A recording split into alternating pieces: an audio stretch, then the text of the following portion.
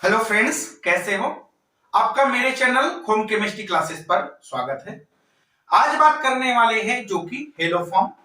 और हेलोफॉर्म जो फॉर्मेशन करता है उस हेलोफॉर्म में जो कि हेलोजन के द्वारा करता है।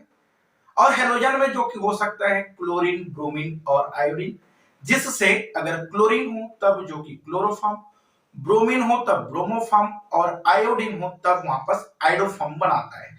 चलिए यहां पर वीडियो को स्टार्ट करते हैं। अगर जब मेथिल कीटोन ग्रुप, जिस पर CH3 C double bond O वाला ग्रुप हो, जब इनका हेलोजन और उसके साथ सोडियम हाइड्रोक्साइड के साथ अभिक्रिया कर ले, तब जो कि रिएक्टेंट होता है उस रिएक्टेंट के कंपेयर में एक कार्बन कम वाला एसिड साल्ट एवं हेलोफॉर्म का निर्माण करता है।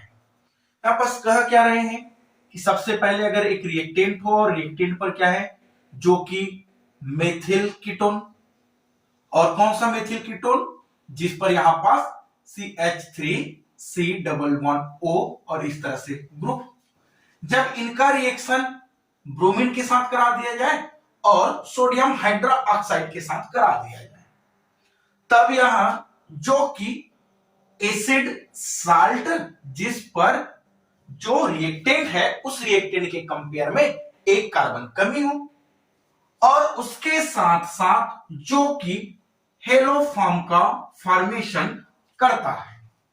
अगर इनकी रिएक्शन की बातें करें तो इनकी रिएक्शन इस तरह से है कि यहां पास मेथिल कीटोन, अगर उदाहरण के लिए बात कर ले, इस तरह से मेथिल कीटोन की बात कर ले, RC डबल बॉन्ड O और यहां पास CH3, जिस पर यहां पास RO जो CH3 या फिर यह कर दे ROCH3 ग्रुप है, और इस ग्रुप वाले कंपाउंड का रिएक्शन जो कि ब्रोमीन के साथ अगर करा दे तो ब्रोमोफॉर्म, आयोडीन के साथ करा दे तो आइडोफॉर्म। तो यहां से एक से लिखे फिर भी चलेगा, और एक से का मतलब हमें पता है ब्रोमीन, क्लोरीन या आयोडीन, कुछ भी यहाँ पास इन तीनों में ले सकते हैं। चलिए यहाँ पास ब्रोमीन को ले लेते हैं, और इस ब्रोमीन के साथ रिएक्शन कराएगा और उसके साथ ही साथ जो कि सोडियम हाइड्रोक्साइड भी प्रेजेंट रहेगा, तब यह आपस में रिएक्शन कर लेगा, और इस रिएक्टेंट के कंपेयर में जो यहाँ पास एसिड साल्ट बनेगा वह एक कार्बन कमी हो, तो यहाँ पास जो CH3 है उसमें कमी हो जाएगा, तब यहाँ compound RC double bond O, फिर से यहाँ पास ONA जो कि एसिड साल्ट का फॉर्मेशन करता है, और उसके साथ साथ जो कि हेलोफॉर्म, यहाँ पास हेलोफॉर्म इस तरह से बनने वाले हैं CH और यहाँ पास Br3 जो कि ब्रोमोफॉर्म का हेलोफॉर्म बना लेता है। अच्छा, इस पर क्वेश्चन यह भी पूछा जाता है कि जो ब्रोमीन है और सोडियम हाइड्रोक्साइड है वह आपस में कितने मोल्स यूज हुए हैं। तो इसमें बता दे जो ब्रोमीन है वह ब्रोमीन जो कि 3 मोल यूज हुआ है, और जो सोडियम हाइड्रोक्साइड है वह जो कि 4 मोल यूज होता है।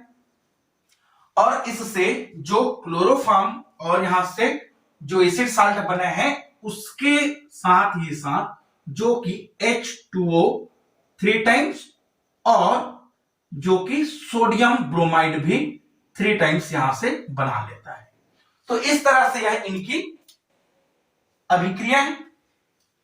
चलिए इस पर हम लोग बात करते हैं इनकी जो कि मैकेनिज्म की। तो इनकी मैकेनिज्म इस तरह से है, सबसे पहले यहां पास क्या लिए गए हैं जो कि एक मेथिल कीटोन है। अब इस मेथिल कीटोन को लिखे तो RC डबल बॉन्ड O और यहां पास CH3 है।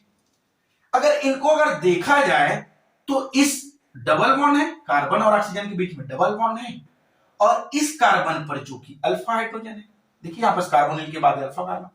अब इनमें अगर बात कर ले अल्फा कार्बन, अल्फा हाइड्रोजन की, या फिर इस कार्बन और ऑक्सीजन के बीच में डबल बॉन्ड है, इसमें रिएक्टिविटी की, तो हमको पता है इस पर रिएक्टिविटी जो कि अल्फा हाइड्रोजन की अधिक होती है। तो यहां पास इसको अगर इस तरह से लिख दिए CH2 और एक हाइड्रोजन को यहां पास लिख दे, क्योंकि यहां पास एक अल्फा हाइड्रोजन को हम लोग यहां पर शो कर देते हैं। अगर इस तरह से जो कंपाउंड है इनका रिएक्शन यहां से करा दे जो कि सोडियम हाइड्रोक्साइड है उनके साथ, इस तरह से जो सोडियम हाइड्रोक्साइड है उनके साथ रिएक्शन करा दें। अब सोडियम हाइड्रोक्साइड क्या होता है, जो कि बेस होता है, क्योंकि आपस क्या है OH है, तो यहां से OH माइनस आयन दिया है। अगर इसकी बात कर ले, इस कंपाउंड में जो यहाँ पास कार्बोनिल ग्रुप है, उस कार्बोनिल ग्रुप के बाद जो कार्बन है उस पर जो कि अल्फा हाइड्रोजन है, और अल्फा हाइड्रोजन की नेचर क्या होता है एसिडिक होता है। अब एसिडिक नेचर होने की वजह से यहां से हाइड्रोजन प्लस आयन बाहर निकल के जो कि H2O यहां से निकल जाता है। चलिए H2O यहां से बाहर निकल गया। अब उसके साथ अभी भी यहां पास क्या है, सोडियम प्लस आयन यहां से बचा हुआ है, जो कि सोडियम प्लस आयन अभी आगे यूज करेंगे। फिर यहां पास क्या बनाया, RC11O, फिर यहां से जो कि CH2, और यहां पास माइनस चार्ज लग जाता है क्योंकि यहां से हाइड्रोजन प्लस आयन बाहर निकल देता है। तब यह कंपाउंड जो कि कार्बेनियंस बना लेता है। अब यह कार्बेनियंस क्या करेगा, जो कि ब्रोमीन है, इस ब्रोमीन के साथ रिएक्शन कर लेगा। अब ब्रोमीन क्या होता है Br2, तो इस तरह से Br को लिख दे। अब इस कार्बेनियम आयंस जो कि निगेटिव चार्ज है, तब करेगा क्या, यह जो कार्बेनियस आयंस है यह इस ब्रोमीन पर जो कि पोलराइज कर देगा, क्योंकि ये क्या है खुद पोलर है, तो इसको यहां पर पोलराइज कर देगा। उस कंडीशन पर इस ब्रोमीन पर प्लस आयन और इस पर माइनस आयन रह जाता है। तब क्या करेगा, यह जो माइनस चार्ज वाला है CH2 इन पर रिएक्शन करेगा, और यहां से जो इलेक्ट्रॉन है ब्रोमीन ले लेगा। तब इस ब्रोमीन में जो कि माइनस चार्ज हो जाता है, और यहां से जो कंपाउंड है वह इस तरह से बन जाता है RC11O, फिर यहां पास जो कि CH2 और जो कि Br यहां पास ऐड हो गए। अब इसके साथ हुआ क्या है, यहां पास Br माइनस आयन जो कि निकला हुआ है। अब यह Br जो माइनस आयंस निकला है और यहां से सोडियम प्लस आयंस निकला है, वह दोनों आपस में रिएक्ट करके जो कि सोडियम ब्रोमाइड का एक मॉलिक्यूल्स यहां पास बाहर निकल जाते हैं। क्योंकि हम लोग देखिए आपस रिएक्टेंट में क्या बोले थे, सोडियम ब्रोमाइड और H2O साइड बाहर निकलता है। देखिए यहाँ पर सोडियम ब्रोमाइड और H2 बाहर निकल गया। कितने मॉलिक्यूल्स निकल रहे हैं, यहाँ पर 3 मॉलिक्यूल्स, एक मॉलिक्यूल्स निकल चुका है। अब देखिए यह जो कंपाउंड बना है, क्या इस कंपाउंड में अभी भी अल्फा हाइड्रोजन प्रेजेंट है? बिल्कुल यहां पास है अल्फा हाइड्रोजन। अब अल्फा हाइड्रोजन कितना है, वहां पास दो अल्फा हाइड्रोजन है। 2 अल्फा हाइड्रोजन है तो वहां पास 2 ब्रोमीन अभी भी जुड़ सकता है। और ब्रोमीन कब बाहर निकला था, जब ब्रोमीन जुड़ा था। और अल्फा हाइड्रोजन कब बाहर निकला था, जब उसे सोडियम हाइड्रोक्साइड और ब्रोमीन के साथ यूज किए थे। एक सोडियम हाइड्रोक्साइड एक ब्रोमीन के साथ यूज किए थे, तब उस कंडीशन में एक मॉलिक्यूल H2O और एक मॉलिक्यूल सोडियम ब्रोमाइड बाहर निकला। अब यहाँ पर 2 अल्फा हाइड्रोजन अभी भी और है, तो उस कंडीशन में आपस डायरेक्ट रिएक्शन करा दे कि 2 मॉलिक्यूल सोडियम हाइड्रोक्साइड और 2 मॉलिक्यूल्स जो कि ब्रोमीन है उसके साथ रिएक्शन करा दिया जाए। तब फिर से क्या बाहर निकलने वाला है, यहां से जो 2 मॉलिक्यूल सोडियम ब्रोमाइड बाहर निकलेगा और उसके साथ साथ 2 मॉलिक्यूल्स H2O बाहर निकल गए। तब अगर बात कर ले टोटल सोडियम ब्रोमाइड 1 और 2 3, यहां पास H2O 2 और 3। चलिए इसकी रिक्वायरमेंट जो कि कंप्लीट हो चुका है। और यहां से जब बात किए थे तो यहां पास कितना ब्रोमीन लेना था हमको, 3, जो कि ब्रोमीन 2 और एक 3 यूज हो गया। सोडियम हाइड्रोक्साइड कितना लेना था हमको, 4, अभी कितना हुआ है 2 और एक 3। एक सोडियम ब्रोमाइड एक सोडियम हाइड्रोक्साइड अभी भी यहां पास यूज कर सकते हैं। अच्छा, ये जब कंपाउंड गया उस पर, तब क्या बना है, इसको लिख दिया अगर यहां से RC11O और यहां से जो कि CBr3 जो कि मॉलिक्यूल्स रहा। अगर अब इनको देखें तब क्या इस पर अभी भी कोई अल्फा हाइड्रोजन है, जिस कार्बन का हमको यहां पास रिएक्शन कराना है उस कार्बन में अब अल्फा हाइड्रोजन नहीं है। और जो CBr3 है वह एक अच्छा लिविंग ग्रुप है। तब यहां से अगर इनको रिएक्शन करा दिया जाए, जो कि सोडियम हाइड्रोक्साइड एक मॉलिक्यूल अभी भी यूज तो कर सकते हैं, तब इस तरह से सोडियम हाइड्रोक्साइड के साथ रिएक्शन कराएंगे तो हमको पता है sodium plus ion OH minus ion क्या करेगा, यहां से जो कंपाउंड है, देखिए यहां से एक कंपाउंड बाहर निकल गए, तो compound RC double bond O, और इस कार्बन पर क्या हो गया प्लस चार्ज, तब प्लस चार्ज है तो यहां से OH माइनस आयन को ले लेगा, तो कंपाउंड बनाएगा क्या RC डबल बॉन्ड O, और यहां से OH, और उसके साथ साथ एक और कंपाउंड यहां से बाहर निकल गया था जो कि CBr माइनस आयंस। अब क्या करेगा, जो कि देखो यहां से Br तो यूज हो गया, सोडियम प्लस आयन बचा हुआ है। अब जो सोडियम प्लस आयंस है, इन दोनों में अगर बात कर ले, यहां से देखिए ये तो क्या है, एसिड बन गए, कार्बोक्सिलिक एसिड। अब कार्बोक्सिलिक एसिड क्या होता है, एसिडिक नेचर अधिक होता है, और एसिड का काम क्या होता है, हाइड्रोजन प्लस आयन डोनेट कर देना। तो यहां से सोडियम प्लस आयन इनके पास चले गए, हाइड्रोजन जो प्लस आयन जो बाहर निकला हुआ हाइड्रोजन प्लस आयन इस CBr माइनस आयन में चले जाएगा, तब यह कंपाउंड यहां से बना लिया CHBr3, जिसे ब्रोमोफॉर्म कहते हैं, और उसके साथ जो कंपाउंड है RC डबल बॉन्ड O, फिर यहां से O, और इस तरह से H के जगह में क्या जुड़ गया, यहां पास Na कंपाउंड आके जुड़ गया, जिसे जो कि एसिड साल्ट कहें, और यह जो कि ब्रोमोफॉर्म होता है, ब्रोमोफॉर्म।